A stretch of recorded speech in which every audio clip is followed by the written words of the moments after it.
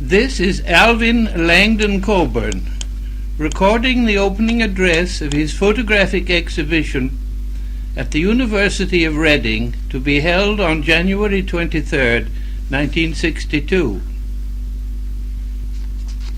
I have entitled this address Photographic Adventures, and life has always been something of an adventure to me.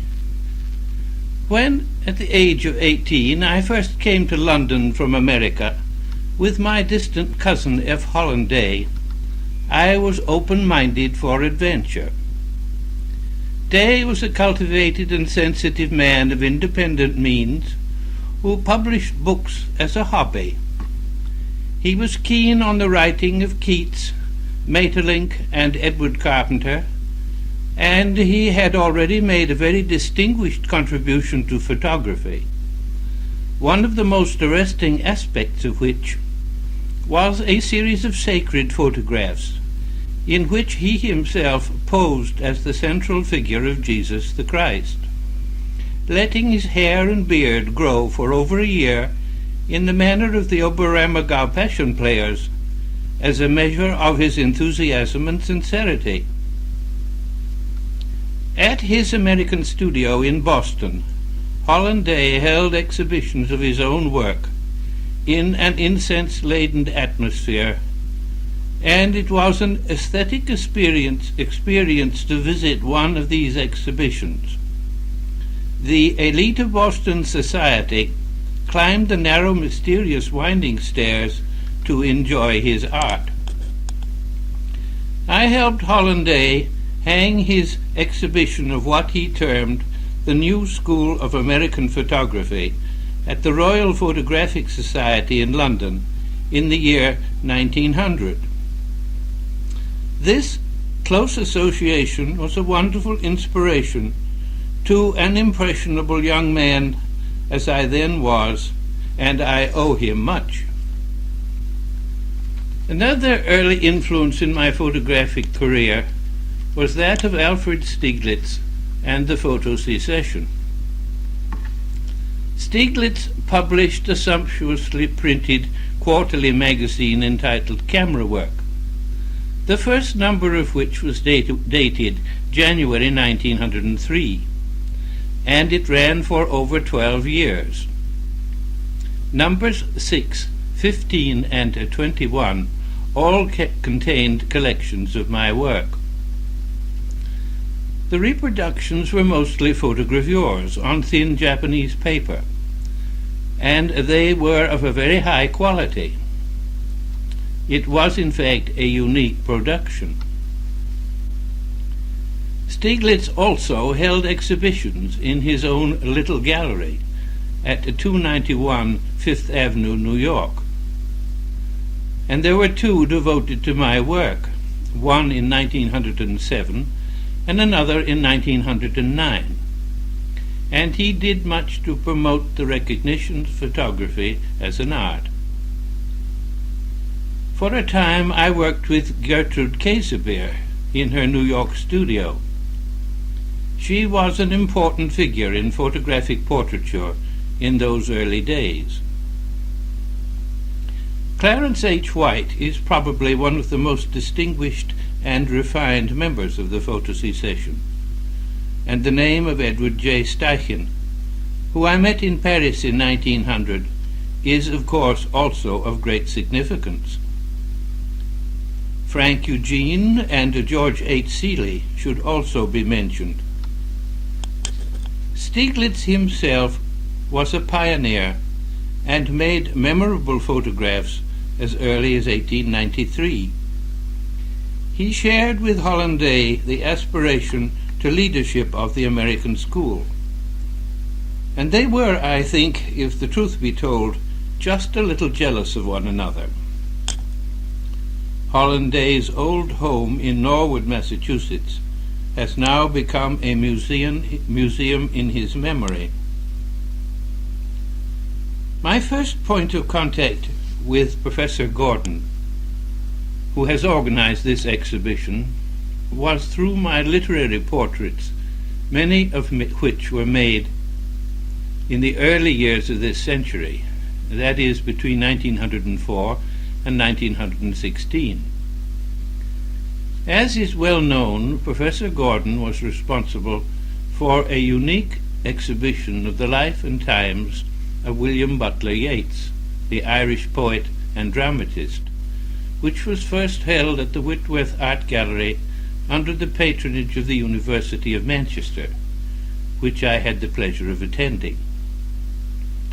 It was through my photographs of Yeats, which I made in 1908, and also some of the Japanese dancer in Yeats' No play at Hawk's Well, that I came in touch with Professor Gordon, for examples of my work appeared in his Yeats exhibition, which may thus be said to be the parent of the present exhibition. In my early days in London I was a lion hunter, and the first literary lion I was to capture was no less a person than Bernard Shaw. I made my first photographs of him on August the 1st, 1904. And this was a wonderful time and world in which to be alive and young. Man and Superman was a new play, and Shaw was in his prime. He was also himself a keen and enthusiastic photographer, so we had much in common. He even offered to lend me a camera when I went to photograph him, but of course I preferred my own. He met me at the station at Welwyn, where he was living at that time, and as it was a bank holiday and no conveyance was available, he helped me to carry my large camera to his house by placing his walking stick through its handle, each of us taking one end, and thus began a friendship which lasted through the years. When, in 1906, I was invited to have an exhibition at the Royal Photographic Society in London, Shaw wrote a preface to the catalogue, and it can be easily imagined what a tremendous help this was to me at the beginning of my photographic career. A little over a week later, on August 12, 1904, I also photographed G.K. Chesterton. This photograph was immortalized by Shaw in his preface to my catalogue, in which he characterized Chesterton as not only large in body and mind beyond all decency, but also as swelling off the plate in the very act of being photographed. I consider this Chesterton portrait to be one of my most characteristic achievements. It was not long after this, on October 24th in the same year, 1904, that I met and photographed George Meredith at his home on the slopes of Box Hill. I was told that he disliked being photographed, but I so greatly admired his writings that I was drawn to make the attempt to record him. And so on a lovely autumn day I made a pilgrimage to Dorking, all unannounced, and my luck was with me, for I was shown immediately into the great man's presence, as he was expecting another visitor for whom I was happily mistaken. At the end of April 1958, I gave a broadcast talk in the home service of the BBC on my adventures on this occasion, and it was printed in the Listener for May 1st, 1958, over 50 years after the event, where it is to be read by those interested. H.G. Wells comes next in the chronological order of my literary portraits represented in this collection. Shaw took me to see him on November 2nd, 1905, and I remember how nervous I was, and how I spilled a cup of very hot tea in my lap, and how I had to put on a pair of Wells' trousers until my own were dried. I really was a very shy young man in those days. All this fortunately took place after the sitting. Later, Wells wrote a preface to my New York book and hung a series of my New York prints in his dining room. He also encouraged me to illustrate a very beautifully printed edition of his short stories, entitled The Door in the Wall, a copy of which is shown in this present exhibition. Later in the same month, November 28, 1905, I photographed Edward Carpenter, whose books I found of great interest. I have never been what may be termed a professional photographer. I photographed authors and artists whose work I admired. And before meeting them, I saturated my mind in their works. Carpenter's Towards Democracy thrilled me, and I have, I believe, caught something of its spirit in my portrait of him. It was on June 12, 1906, that I made one of the photographs of Henry James in this exhibition, at his home in Rye. I had previously met and photographed him in New York, but it was at Rye that we arranged for me to make the series of frontispieces for the collected edition of his novels and tales. This work, which covered a period of years and took me to many parts of the world in search for these illustrations, forms one of the most interesting experiences of my life. For these illustrations were many of them but images in the mind of the author, and had to be found, discovered, or rediscovered. Henry James commemorates our search together for these places which might have been, should have been, and subsequently actually were. In his preface to the first volume of The Golden Bowl. And when he was not able to come with me, as was the case in some of the London subjects and in most of the ones abroad, he provided me with most carefully detailed descriptions of exactly what he wanted me to obtain. I have over 50 letters from him, and they are a greatly treasured possession. On September 22nd, 1906, I photographed Arthur Symonds, and there was a plan that we should collaborate in a little book to be entitled London, a Book of Aspects, but it never fully eventuated, and Symonds' text was printed privately by my friend Edmund D. Brooks of Minneapolis, the collector of rare and precious books and manuscripts, and he had 2 copies of the Symonds text and my London illustrations magnificently bound together with a specially printed title page, 1 copy for himself and the other for me. These also contained 1 illustration made especially for the Symonds book, which does not exist in any other form. It is a coster's barrow in Edgware Road.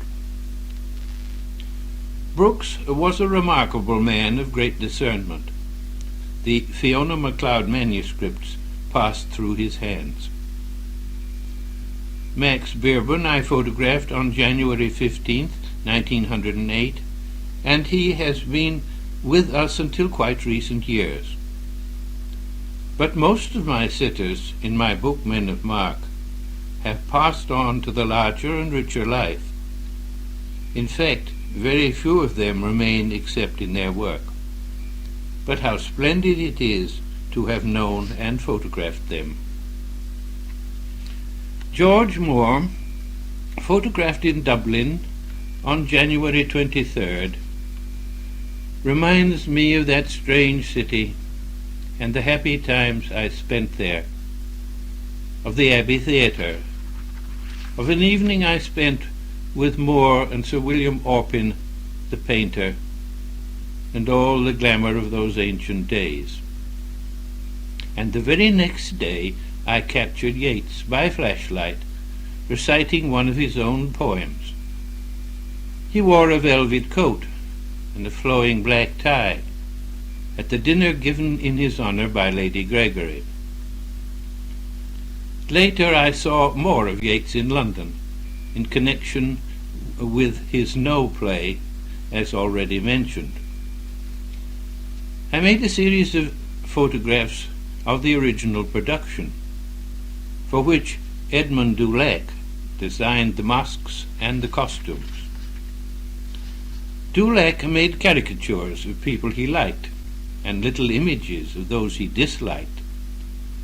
I must have personally belonged to the former category, and for proof of this, a caricature of me by Dulac is to be seen in the present exhibition. I spent a weekend with Mark Twain just before Christmas in 1908 at his home, Stormfield, at Redding, Connecticut. I had previously photographed him for Harper's Magazine in 1905 at his house in New York. But in this last visit, I had a more intimate opportunity of studying and photographing him. I gave a broadcast on Mark Twain for the BBC third programme on November 21st, 1954, and it was repeated in the home service on New Year's Day 1955. And as the talk was recorded, I was able myself to listen to it. I have also recently made a recording of it myself on my own tape recorder. But for my photographs and this recording, I would hardly believe that I have really met and known this great figure of the past. It all seems so remote and so long ago. It was on March 26th, 1909, that having again returned to England, I took up my residence at Thameside, Lower Mile, Hammersmith, that quaint little old house on the river where I spent so many happy and interesting years. I photographed Robert Bridges, poet laureate and discoverer of Gerard Manley Hopkins, at his home in Oxford on April 11th, 1913, a little before the First World War. He was improvising on the piano as I photographed him, and he came to see the results at the private view of my exhibition at the Goupil Gallery in London shortly afterwards. He was a very charming and intelligent man. The only portrait of a woman in this collection is that of Gertrude Stein, which I made in Paris on May 7th, 1913. I was privileged to go to one of her homes and see her wonderful collection of modern paintings, and it was through her that I met and photographed Matisse. I went down to Dorchester to photograph Thomas Hardy on November 13th, 1913, and he was very courteous and kind to me. His portrait is the first in my volume, More Men of Mark. There is also in this exhibition another portrait of him, full length and standing in his doorway, which was made on the same memorable visit. I made many photographs of Ezra Pound, the first ones being done on October 22nd, 1913, and it was through him that I came to make my photographs in 1917, but more of this presently. The last literary portrait here shown is that of Joseph Conrad, made in the middle of the war on March 11th, 1916. And what I have to say about him, I have said in my introduction to More Men of Mark, to which I refer the curious. There is one other portrait, and it is a self-portrait. I do not classify myself as a writer. I am a photographer, and proud of the fact. In the early days of this century, to call anyone a photographer was almost a reproach. for photography was only just beginning to be recognized as an art. But now it is quite respectable to be a photographer, perhaps even fashionable and distinguished. Art galleries buy prints for their permanent collections. All is changed. The self-portrait working at a copperplate press, making proofs of my photogravures, pleases me very much. I am proud to be a craftsman as well as an artist, and I spent many happy hours at the London County Council School of Photo Engraving, learning this intricate process of photogravure. Subsequently, I established copperplate presses in my own house by the river at Hammersmith, and with the assistance of my printer, Stone by name, produced some thousands of photogravures for my 4 published books. My teacher in photogravure later went on to the production of banknotes for the Bank of England, which are, as I expect you all know, made by this interesting and fascinating process.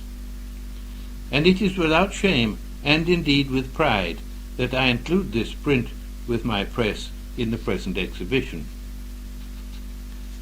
On February 8, 1917, history was made. For on that day I opened the first exhibition of photographs ever to be held. It was at the London Camera Club in St. John Street, Adelphi, and it proved to be a very enjoyable evening. I had been invited to have a one-man show at the Camera Club, and I agreed on the condition that I should hang whatever I liked, and this was granted. And the exhibition consisted of 18 photographs, a number of which appear in the present exhibition, and 13 of my paintings.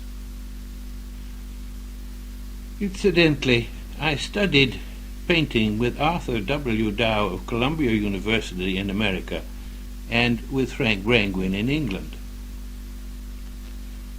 In my opening remarks at the exhibition of photographs, I expressed the thrill which their making had given me. They were, I believe, the first deliberately abstract photographs ever to be made, and that they shocked the conventional members of the Camera Club was only to be expected.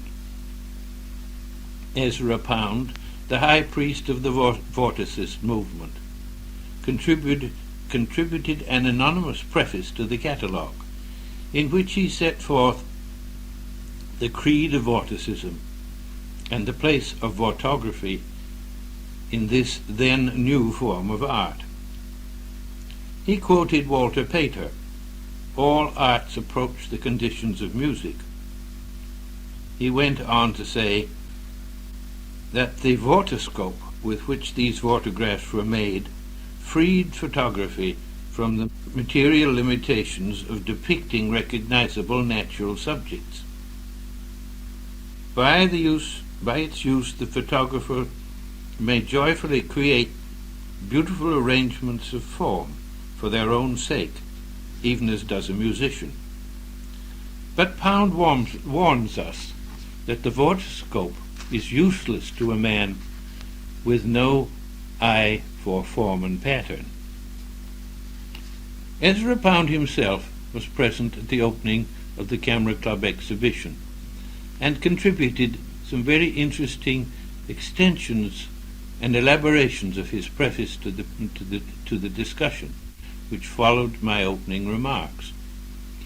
He subsequently acknowledged this preface by reprinting a slightly revised version of it in his book of essays, Pavans and Divisions, published in New York the following year, 1918.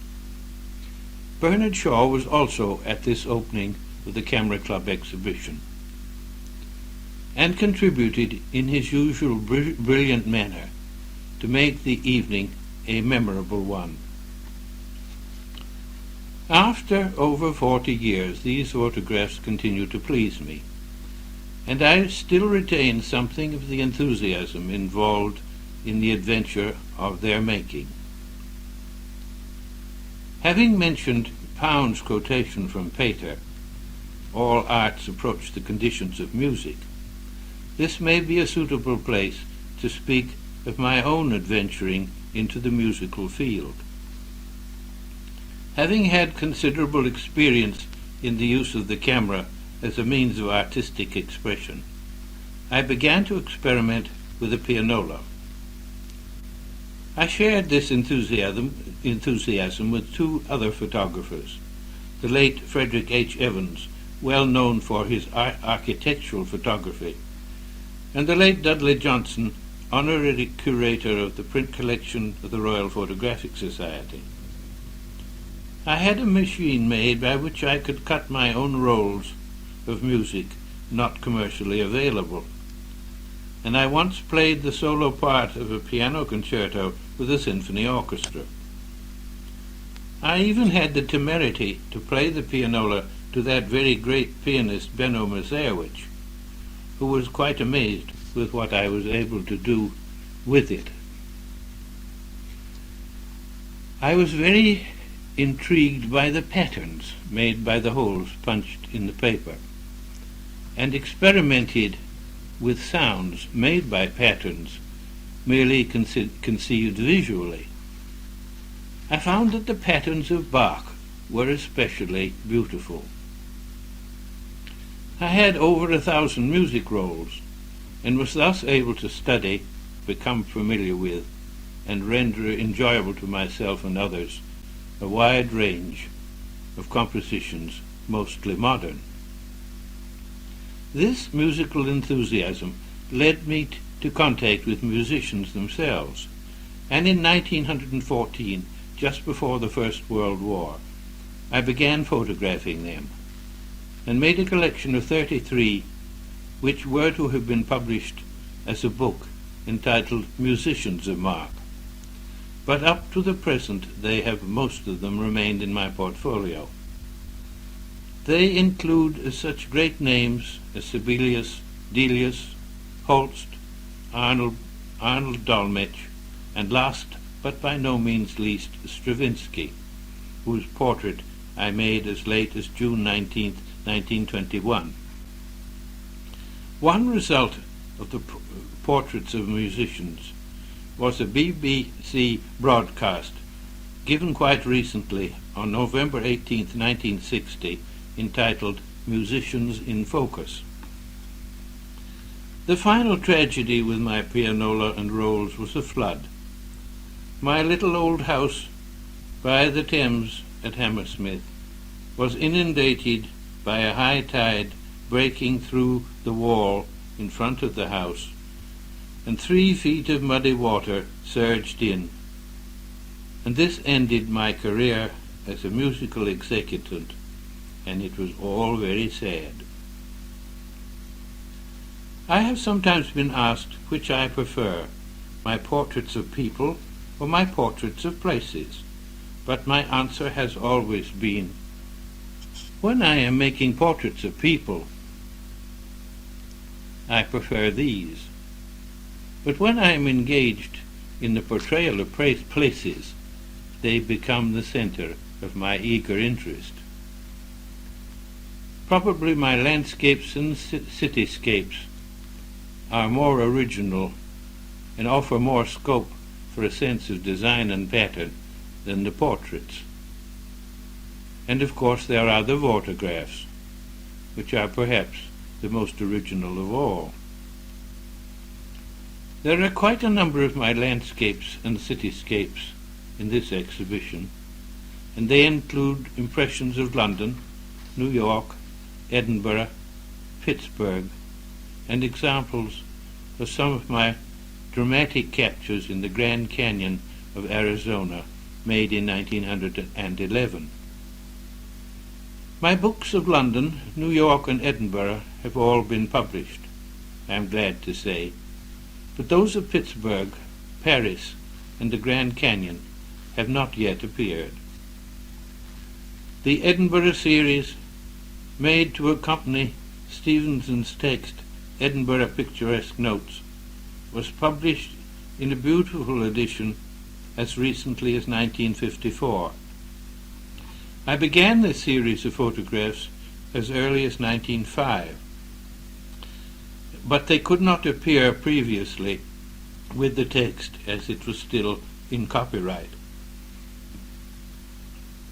I am a hero worshipper, and one of my deepest regrets in life is that I was just a few years too late to make a photograph of my hero Stevenson, for he died in Samoa in 1894.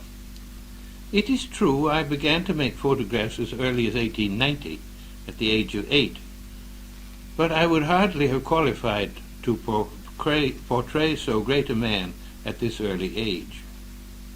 Still, I have illustrated his Edinburgh, the beautiful city we both love, and this is a link between us and an association which I treasure. And now have come to the end of the story of my photographic adventures. But I am sure you will agree with me that the greatest adventure of all is the adventure of life. Literature tells us of life. Poetry and music inspire us to look for its beauty. Photography and painting illustrate it. Ethics and religion reveal its harmony and its essential goodness.